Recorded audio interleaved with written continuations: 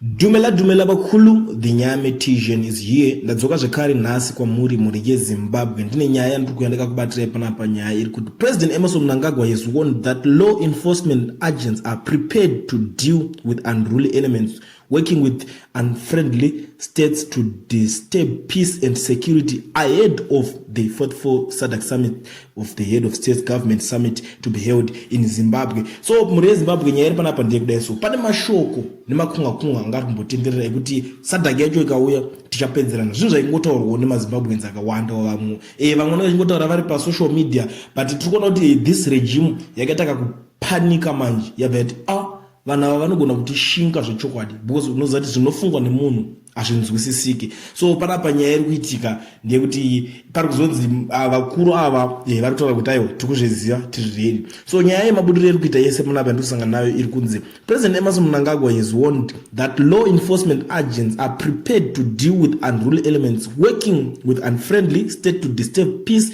security ahead of the 44th SADC summit state government summit to be held in Zimbabwe. Speaking at the 377th ordinary session of the ZANU-PF Politburo in Harare on Wednesday, June 26, Mnangagwa said government will not book any form of mischief in the country. He said, I am fully aware that certain unruly elements in collaboration with our detractors have activated their perennial tendencies of seeking the disturb our security, peace and prevailing tranquil environment. They must be warned that my government will not book any form of mischief under whatever pretext. The law will take its course without fear or favor. Atidi Mesha Mukono.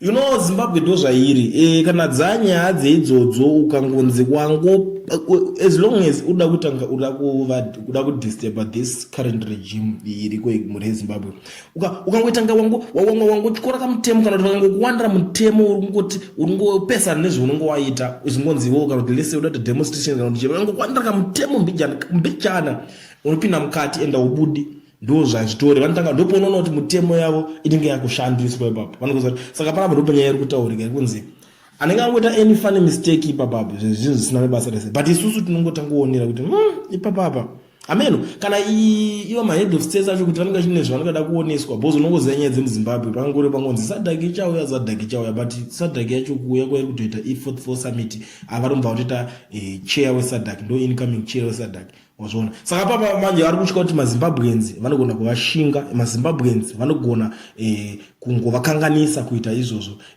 kana kuti kukanganisa musangano uyu muhombe uda kuitwa SADC. Ndo pabva kuti ipapo tikutozviziva tiri ready, law enforcement agent vatori ready, vari prepared. Unongoziva kuti kana vatoningirikina yakutoitwa iyo vanenge vakatodeployiwa instead vari receive kana kuti vari pai kunenge usingatombonjiko rinopisa. Ndo nyaya muri yeZimbabwe ndava nayo ndakakubatirai kusaziva kuti imimi muri kuiona sei.